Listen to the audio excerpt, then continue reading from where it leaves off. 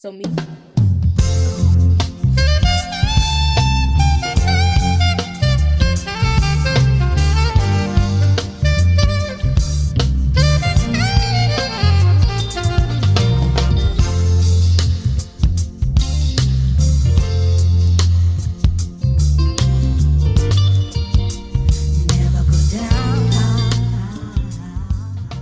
Hello, hello, hello, New Haven, and welcome back to Arts Respond on WNHHLP 103.5 FM New Haven. I feel like that song is just a really good way to go right into the weekend, even though we've got a couple hours of work left on Friday. And for a lot of arts professionals, like work doesn't stop on the weekend, but we're not going to talk about that today, or we can. So my guest today, I'm super excited to have Jacque Brown. We are talking about Haven, the series. We're talking, Jacque, about your work in New Haven. Um, I feel like I've known you across like many hat wearing careers, all within the arts, um, and especially around you know, film performance and theater, like stage performance and theater. So I want to talk about Haven the series, but first, if folks don't know, because we have a general listenership, so some people who are intimately familiar with the theater scene in New Haven, and some people who like maybe haven't been to a play before in their lives. Um, if you can talk a little bit about who you are, how you caught the theater bug, and why jumping into this series was so important to you at this point in your career. Yes. Okay. That's cool. All right, yeah. So I first got the theater bug when I was very young. My mom always took me to see shows. I remember specifically, I think it was the Schubert that they showed Annie, and I was like, "Oh, I want to do that. I want to be on stage. I want to sing. I want to dance. I really want to do that." So then my first play out of school was it Godspell? I did Godspell. I was a part of the ensemble. My family came. I remember my aunt gave me some flowers, and I said, "Oh, this is what happens when you perform it. Flowers. This is great. I gotta keep doing this." Um, and as I grew in artistry, I noticed how connected I was to the characters I was playing, and how the characters and what they were going through at the time that I was learning them and rehearsing. I was like, oh wow, this is actually applicable to my life, and the way that they see the world is a way that I can view the world, or learn from them. So it started as a way of getting flowers, right? But as I grew, it started as a way to actually understand myself and understand life more, which is why I love it so much, because you can get that from there's multiple ways to be a part of theater. There's multiple ways to be a part of film. Like, you don't just have to be the actor on stage. You could be the director, the writer, the producer, you could be the stagehand. There's room for everyone in theater, and it's such an inclusive career choice. So I that's why I love it. And so my background has was acting first.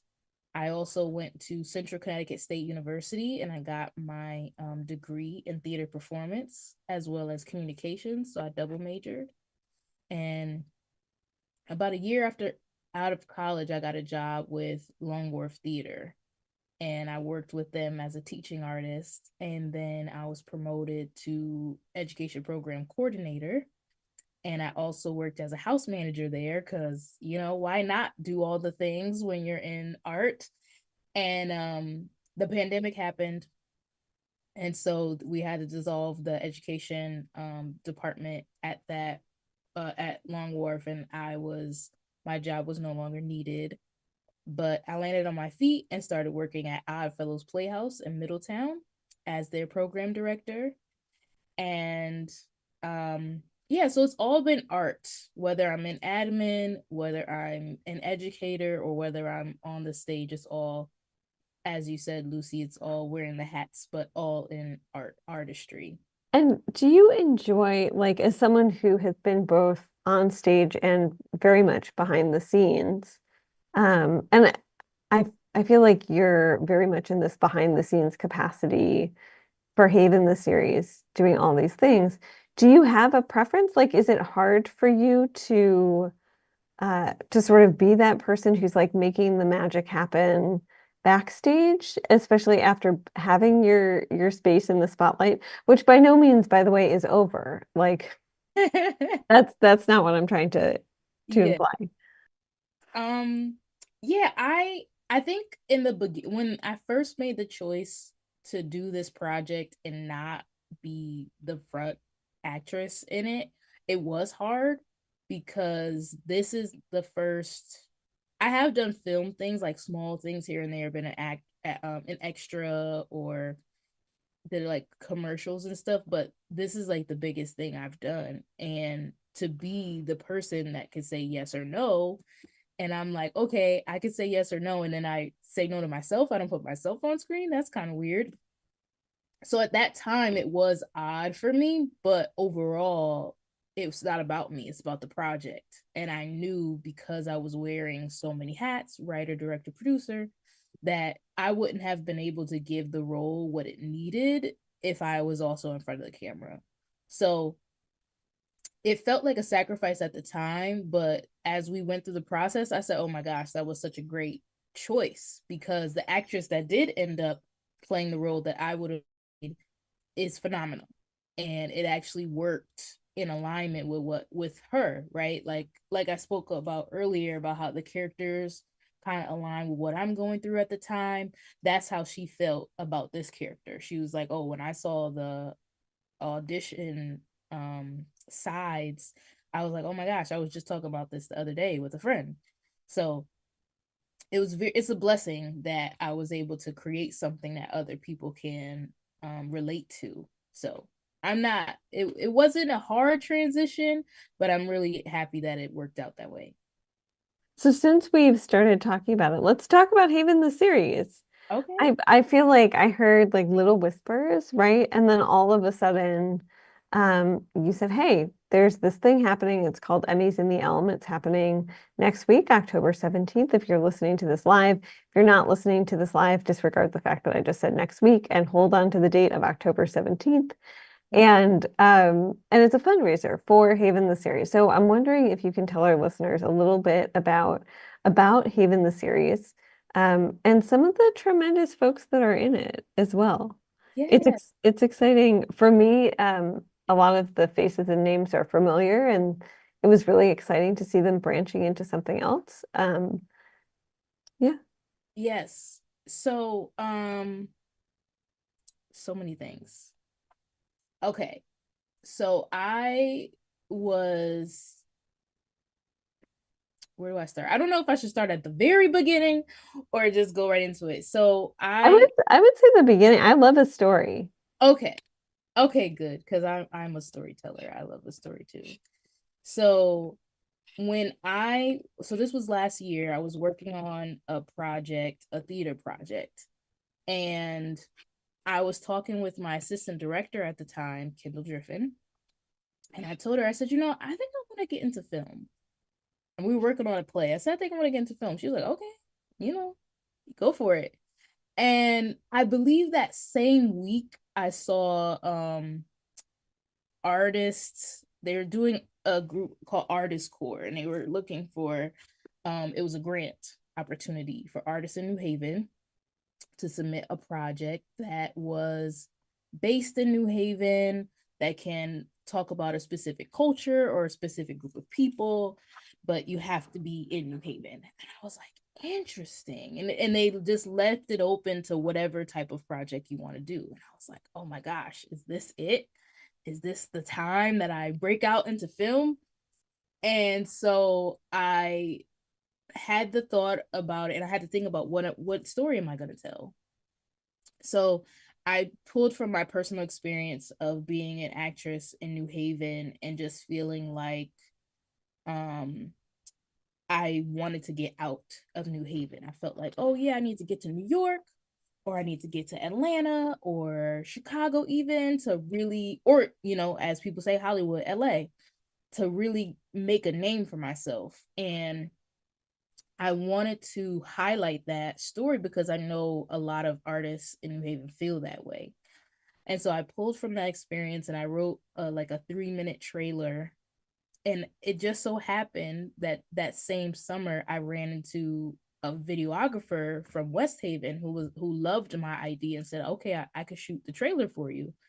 So we got together on a Thursday and met up at Union Station, recorded there, recorded around downtown New Haven, got it shot, was able to finish my application to submit it to the artist board, and we got the grant. And so when we got the grant, I was so excited. I told Kendall about it. I told my other friend, um, Orion Solo. He's that's his artist name now. He's doing our music for this project. And it's just been a community effort. So with the funding, we were able to shoot the first 2 episodes of this 5 episode series. And the log line, let me pull up our log line for this because it has taken different shapes and sizes. Let's see here.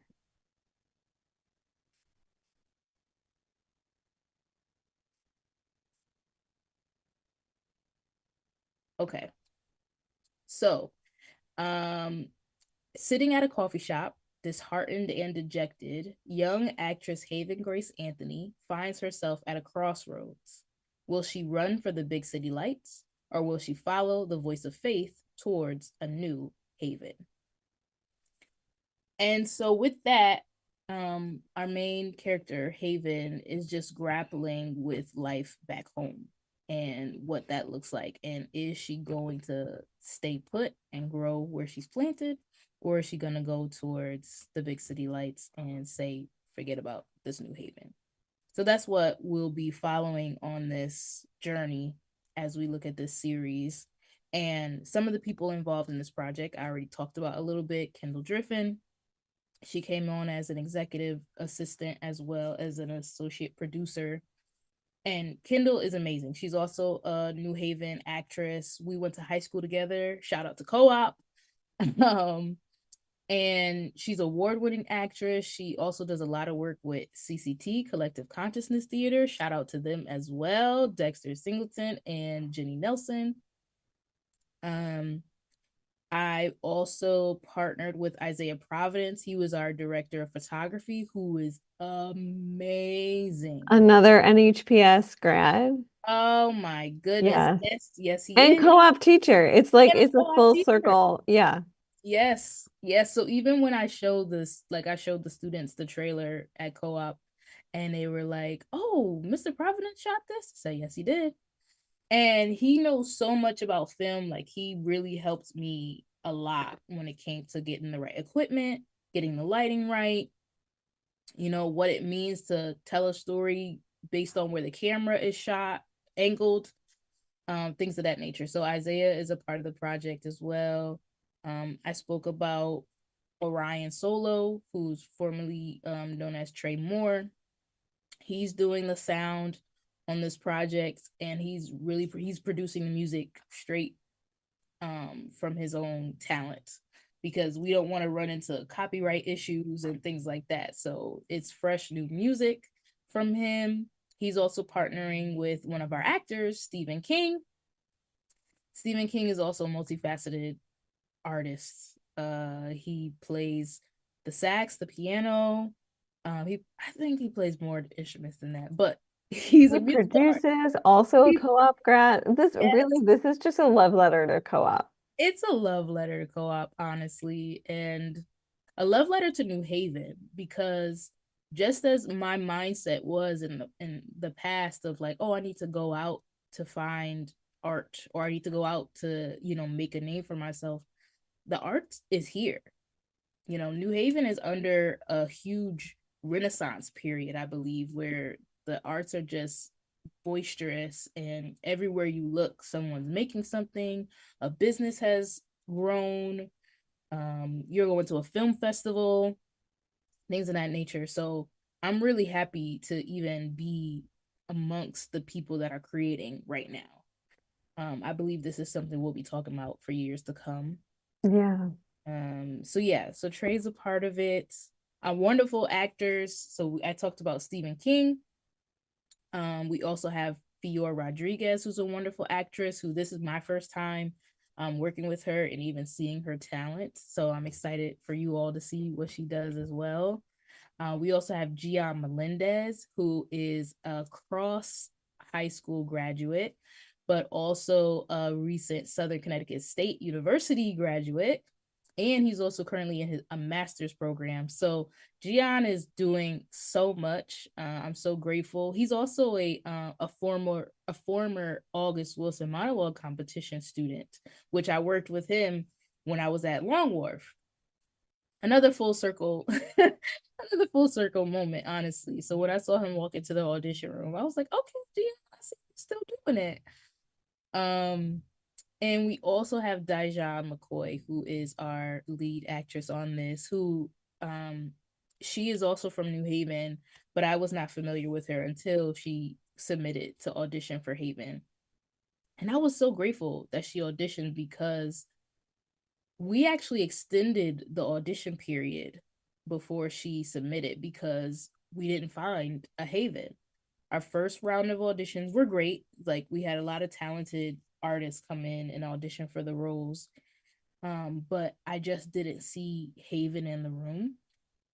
And my other judges who were also in there, Cheyenne Barboza, Ife Garden, Kendall Driffin was also there, Robert Esposito, and I believe that was it. And me, um, we all decided we were like, yeah, I don't really see like the talent was here, but we didn't see Havens particularly.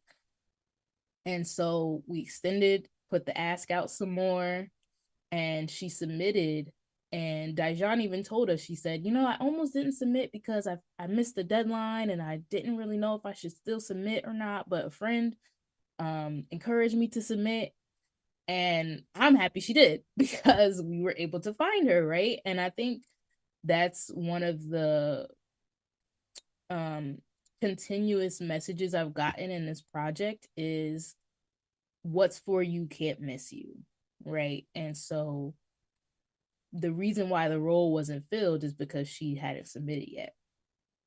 And so a similar story happened later on. This was like a week before we were supposed to be filming. I had a young man, a young boy, 11 years old. I had worked with him the previous year, and I was like, oh man, he's a great actor. I know I'm going to work with him again. So I wrote this role specifically for him. But the week before, I hadn't heard back from his mom. And, she wasn't answering emails or phone calls. And I'm like, okay, I want to make sure he's showing up to this. And she gets back to me and she's like, oh my goodness, I'm so sorry. He's actually in North Carolina and won't be back until July. I got my dates mixed up, all this stuff. And I was like, okay, no worries. Don't worry about it. It's cool. Thanks for letting me know. But I'm freaking out because I didn't want to cut this scene. It was such a beautiful scene. So I racked my brain about another actor because it's specifically for a young 11-year-old African American boy. And I'm like, who do I know that fits that description? And this is the great thing about being an educator in New Havens because you actually do know these kids. You just have to think about it. So I also work at Neighborhood Music School. Shout out to Neighborhood Music School. And I remember a young boy that I had in my class like the previous spring. And so I found his mom's email. I emailed her at like 2 a.m. I was very, I was like, I got to get this out. Whether she sees it now or sees it in the morning, at least I sent it. So I sent it to her. I said, hey, this is the script. This is the information. This is how much he'll get paid. These are the dates. Can he be there? We can meet tomorrow for a quick rehearsal. Like this is a quick turnaround. She emailed me back like 20 minutes later, like 2:20 a.m. She wrote me back and she said he would love this. We just got back from LA. He saw the Hollywood Walk of Fame. He saw the stars. He said, this is what I want to do. And now I got your email. So he's going to be thrilled to hear about this. And I met him the next day, which I had already had him as a student, so I knew him, but I met them both the next day. And he was already memorized. He was already memorized. And I said, "Oh my goodness, you're ready." He was already memorized. So we went through it. I asked him a few questions about, you know, his given circumstances, who his character is, and he was ready. So I'm so excited. This is his first project. His name is Julian. um I can't get his last name in my mind right now, but his That's name, okay. you will all get to know him very soon. Yes. It's his first project. I'm excited to see where he goes. He's such a professional at 11 years old. Hmm. He came to a rehearsal with all of us. He's the youngest person in the room, and he's dedicated to the craft. Like, we did a few actor games, and you see he's really making the environment real around Mm. him. Even some of the actors were like, "I don't remember what I was doing when I was 11, but I don't think it was this." Yeah. Yeah, so he really blew us away with his professionalism. So I'm really excited for people to get to know who he is. We also worked with Quentin Jean, who is he came in second on camera, but he's the camera person who did the trailer in the beginning, and he's also our editor. And he's been doing great work. I mean, this was his first time on set. And what I wanted to do with this project was to find people who have roots in New Haven, but also find people that are looking to do something new, looking to do, like, how they want you to have, I don't know, 10 years of experience before you do this thing. I want to be a part of that 10 years of experience. So with Quentin, this was his first time on a set. This was his first time editing a series. For me, this was my first time directing a series, even writing for TV. Um, for Trey Orion, this was his first time doing sound design for a project like this. So there were a lot of firsts. Even some of our, I think one of our actors, this was their first time on a series as well. So, um, and that just warms my heart, right? To be able to do that, to be able to create opportunity for people to have their firsts, right? And for them to get paid, right? Because through the grant, I was able to pay them for their artistry, for their talents, for their time. Even, and it's still not enough, right? So that's why the fundraiser is happening now, because I want to continue to do this and make more episodes, but also continue to pay people for their time, and for their artistry. I also connected with some visual artists. Visual, she goes by Vash. She donated two pieces of art, or three pieces of art, to be put up on the walls around in our coffee shop as well as in Haven's home. So you'll be able to see those as well. She's from New Haven. There's also specific locations that we shot at. We shot at Bergamo's Community Theater. Mm. Big At, love to Rafael Ramos. Yeah. yes, Raphael. We shot there. We rehearsed there. Raphael has been such a great help during this He's process. he's a good one. He is. He really is. So we rehearsed there. We filmed there, and we're also having a second screening there. Um, Awesome. 2 days after Emmys, we're gonna be there on Saturday at 5. For those of you who want to see it and can't come on the 17th. Um, we also shot at Madeline's in Panaderia Mm-hmm. And yep, on Spring Street. on Spring Street. We shot there on our first day, and that was amazing. Hazel was very gracious to us because we went over time just a little bit. Filming has no, honestly, you can decide, you could say, "Oh, I'm going to shoot this between this time and this time," but you have no idea Oh, I'm sure. what will happen that day of. And that's what filming in general. I actually had to cut a few scenes because, well, I had to cut one scene because one of our extras caught COVID the day before Mm. to shoot her scene. So I was like, okay, well, we'll just have to go without it. Um, another scene had to get cut because the footage was lost.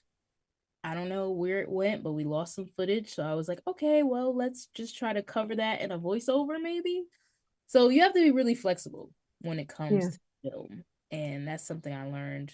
But overall, I just been enjoying working with the artists that were a part of this project and um bring this to life. I feel like I've been rambling, so I'm gonna try I to bring it yeah, home. so I want to ask you, we don't have that much time left, but I want to ask you like two things. So folks often talk about feeling like there are two New Havens, Mm, and I think artists find themselves in the middle of that. That there is a New Haven of like abundance and plenty, and it's hip and cool.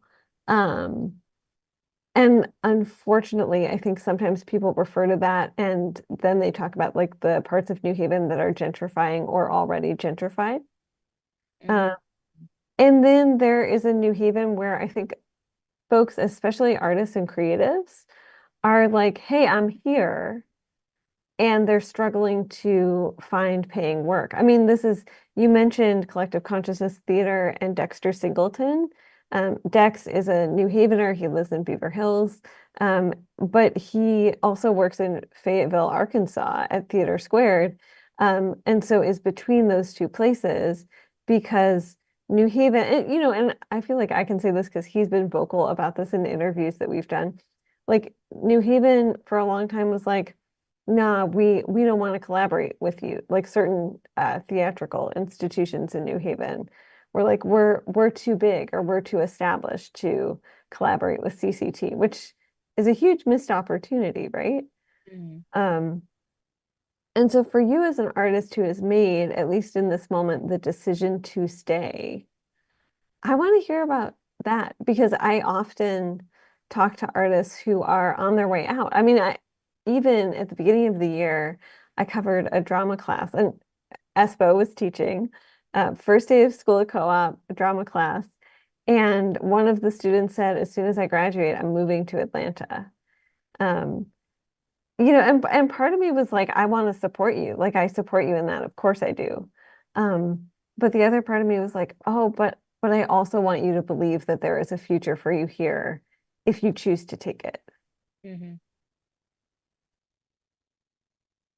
Yeah, I believe both can live together. Yes, there is a New Haven of abundance, and those of us who've been here long enough to see what New Haven was and see what New Haven is becoming can call out that yeah, a lot of it is being gentrified. Like the cost of living is very high all over the place. But even just looking to move out and live on your own is like ridiculous because studio apartments are like And astronomically too expensive. yeah, I also don't know who is living. We should have a second episode because I'm like, who is living in those, right? Is living in those, I don't know, people who get paid enough to live in those, or people who are transplanting from other places to work at certain businesses can pay for those, right?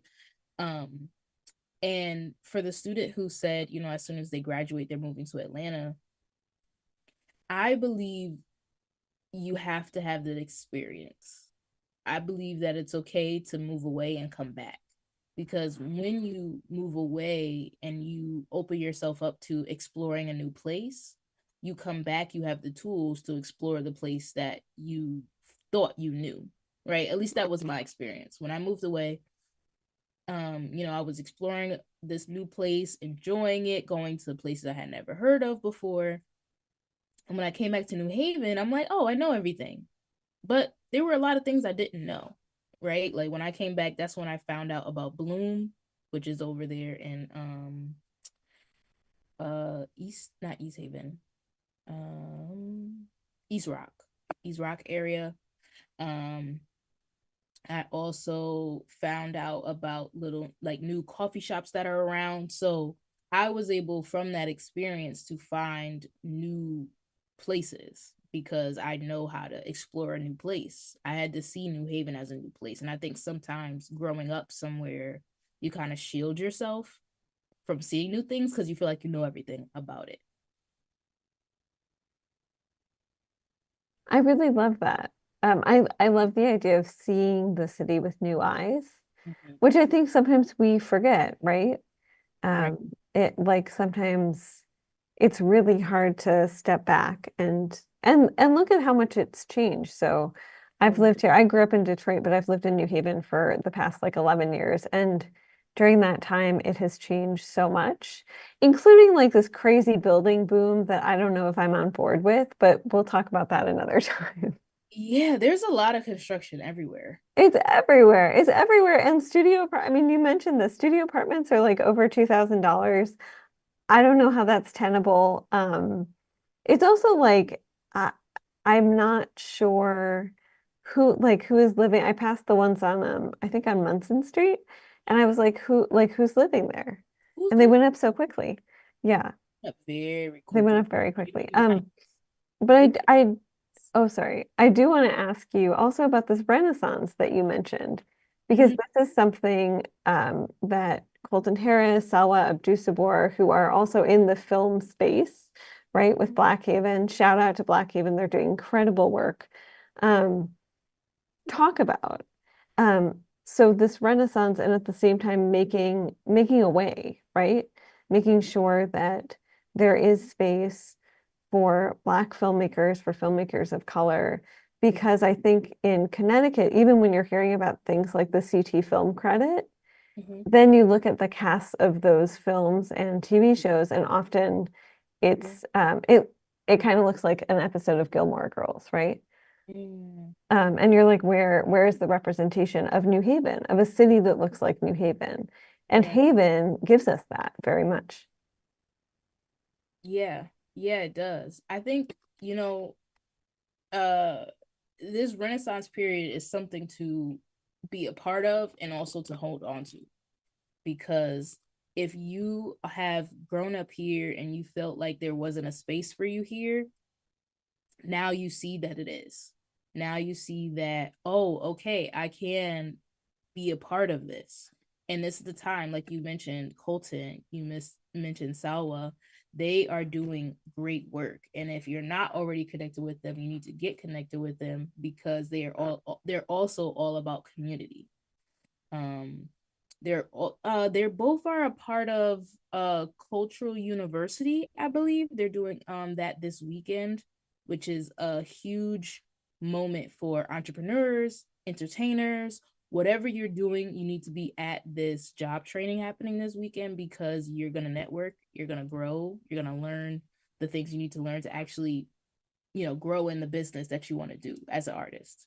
Yes, and shout out to Angel DeFay and Colton Harris, who with Adrian Jefferson, who is the city's director of cultural affairs, are running Creative View this weekend today at the Canal Dock Boathouse in New Haven's Long Wharf area. I don't want to say neighborhood because it's not really residential. And tomorrow at the Adante Student Center at SCSU. And then there are field trips in the afternoon. There's an episode of Arts Respond about that too. I just want to remind folks if you're just tuning in, I've been talking to Jacque Brown on Arts Respond on WNHHLP 103.5 FM New Haven. We are talking about Haven the series and Emmys in the Elm, a private screening and fundraiser coming up on Thursday, October 17th from 5 to 9 p.m. at the lab at Concorp, which is at 246 Moore Street. It's just over the border in Hamden. We like Hampton. We cover the whole region. So some people are like, oh, if it's not in New Haven, it's far, which as someone who moved from a very big city, I still find that really, really funny. Like it's Hamden. It's 15 minutes away at the farthest. Yeah, people do feel that way. But yes, thank you. All of those details are happening. It's a free event as well. So if you don't have any money, just come and have a good time. There will be photography, music, a gallery that shows the behind the scenes of the creation of Haven. There'll also be raffles if you do want to buy a raffle ticket. Some of the things that you will be able to win if you do is you'll be able to enter to win 2 round trip tickets on Velo Airlines. They will give you priority boarding, your luggage covered, and seat selection. There are also 2 tickets to She Loves Me from Long Wharf Theater. They are doing that show from November 30th to December 30th, so you can enter to win that. And I most recently got confirmation from Schubert Theater for 2 tickets to a show happening on November 13th.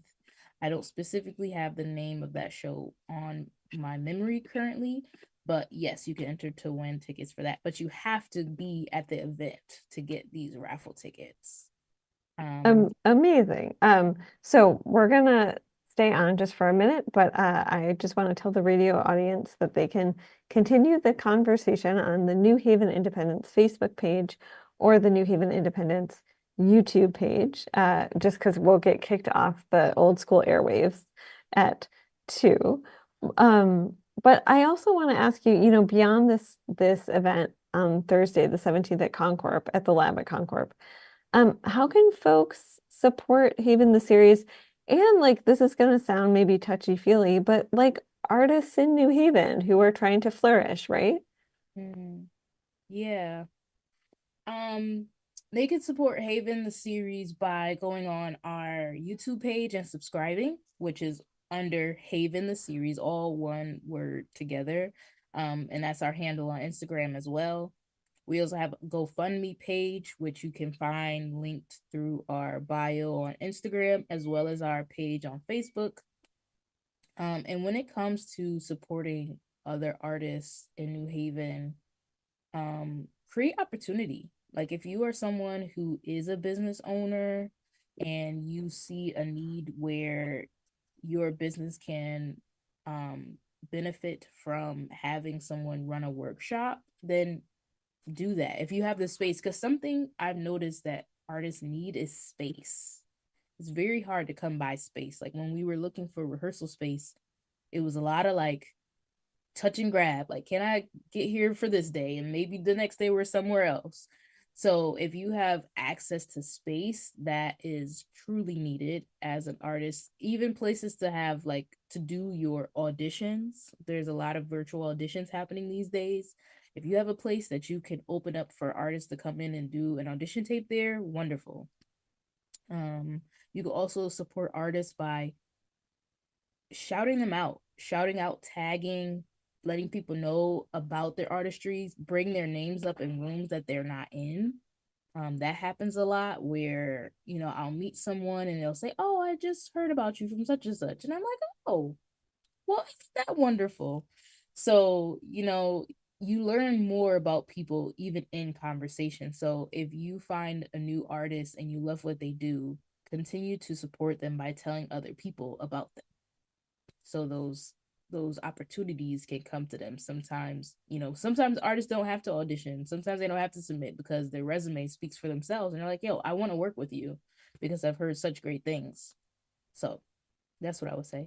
And if people are hearing this and they think, okay, this is awesome, how can they also find you? Yes, they can find me on Instagram as well. I am at underscore JACQACTS. And that's also connected to my Facebook. So you could find me up there as well. So that's underscore JACQACTS. Jackax. And you and Kendall Driffin, who you mentioned, who is an assistant and producer on this, also a fellow co-op grad, you're also in the midst of forming your own acting studio, correct? Yes, yes. Awesome. And so that is WAB, Performance Studio and Conservatory. And that is all encompassing. It's not just for actors, but we're looking to cultivate a space for writers, for producers, for dancers, for musicians.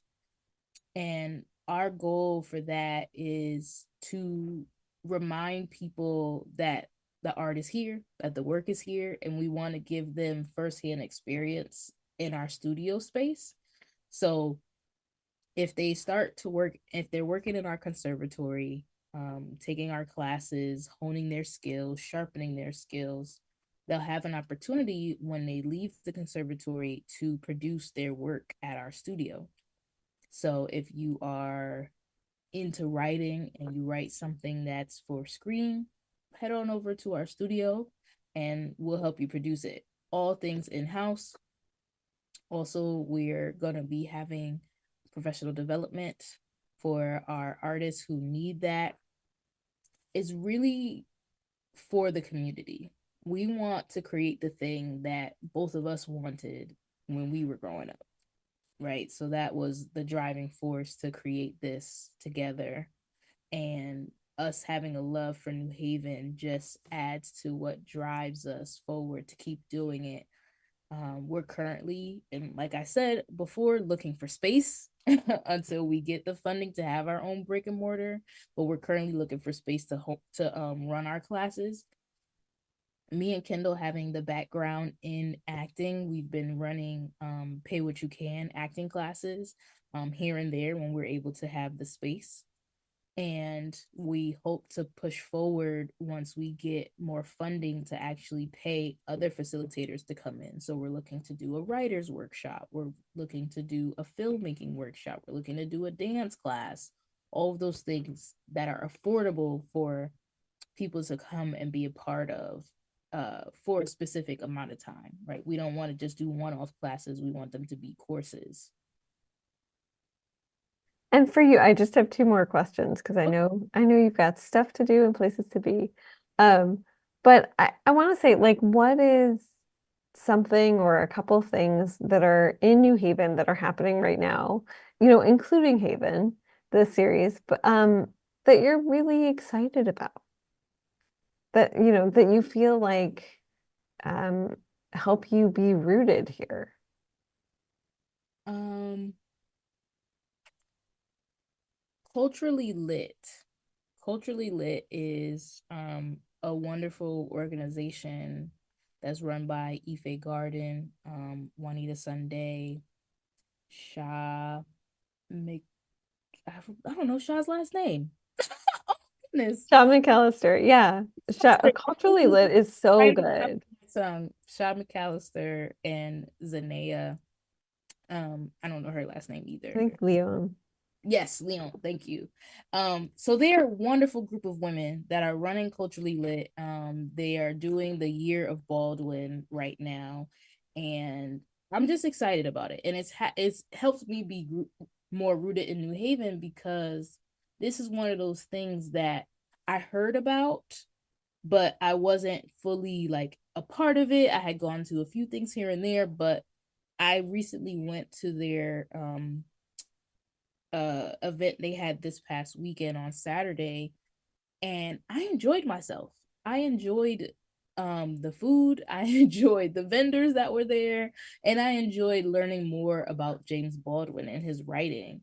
And it's so sad to even admit that I personally hadn't had any experience with James Baldwin prior to them doing this event or these events that they've done throughout this year.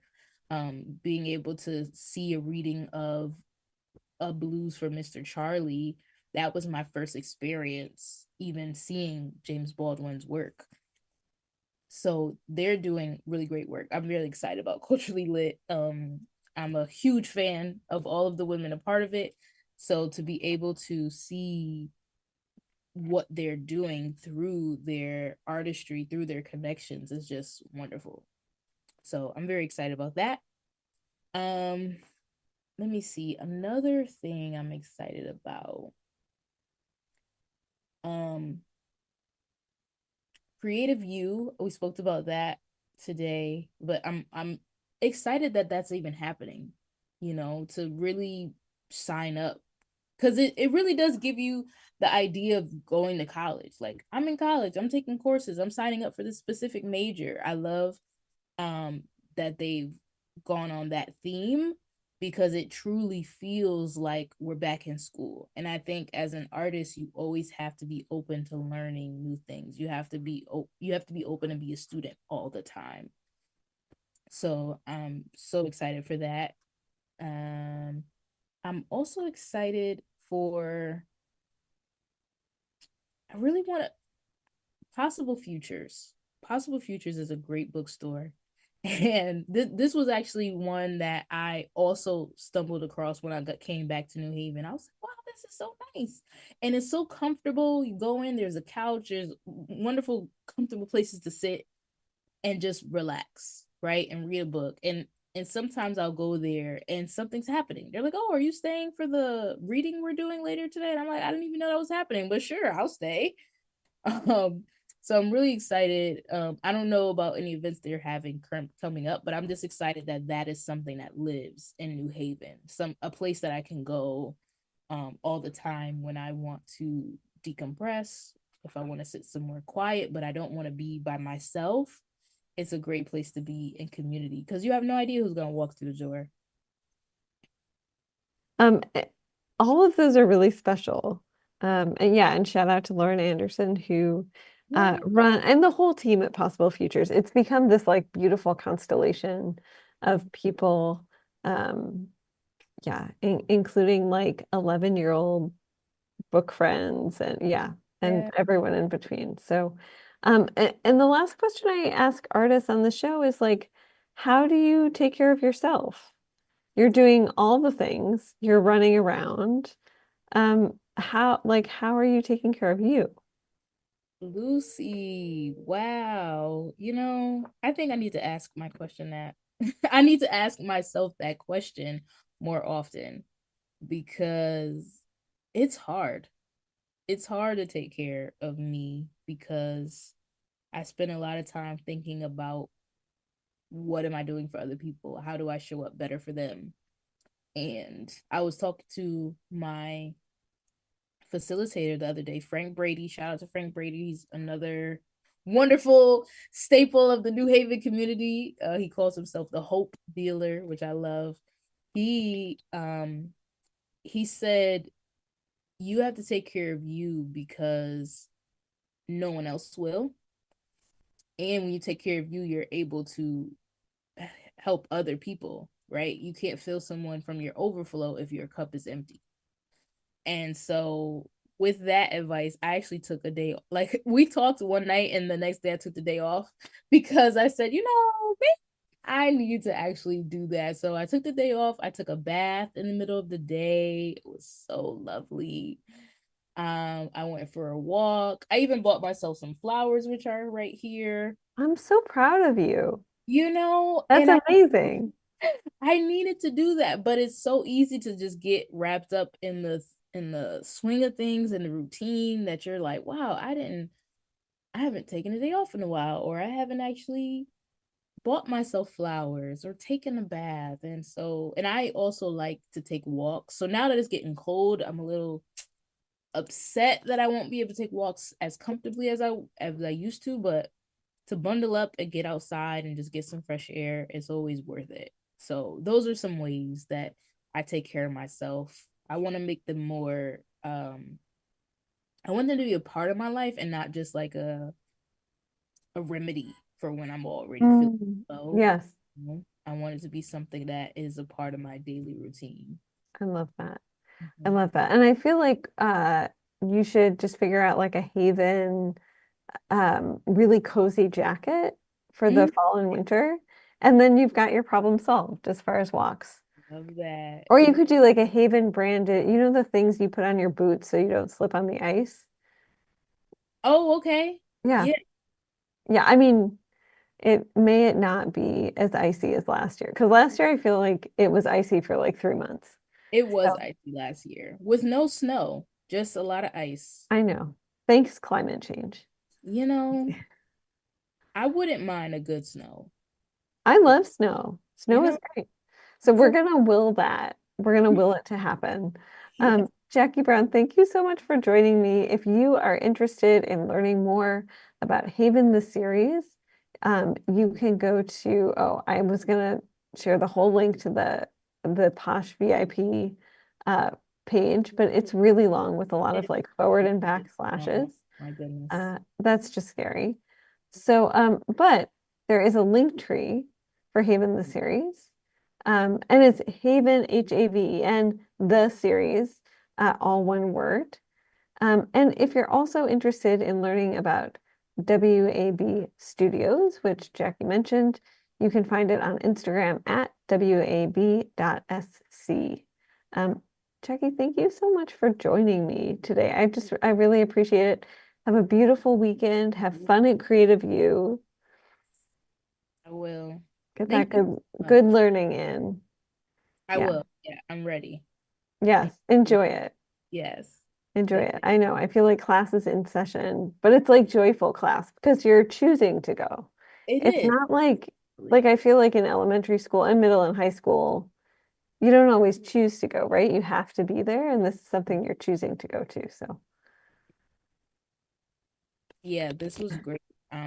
I'm excited. I went to their they had like a job fair earlier today, mm, right before this call. So I enjoyed what I did so far, and I'm looking ooh, forward to seeing what happens later on today and the rest of the weekend. awesome. Have so much fun. Enjoy this weekend. The sun is shining. And you have definitely brought that like bright personality into my life and made Friday feel even better. Like even when there's work on the weekend, Friday still feels like Friday. I can't explain it, but Right. Yeah, um, you can't yeah, deny a Good Friday. that's right. That's right. Thank you so much. Have a great day. See, have a good one. Bye.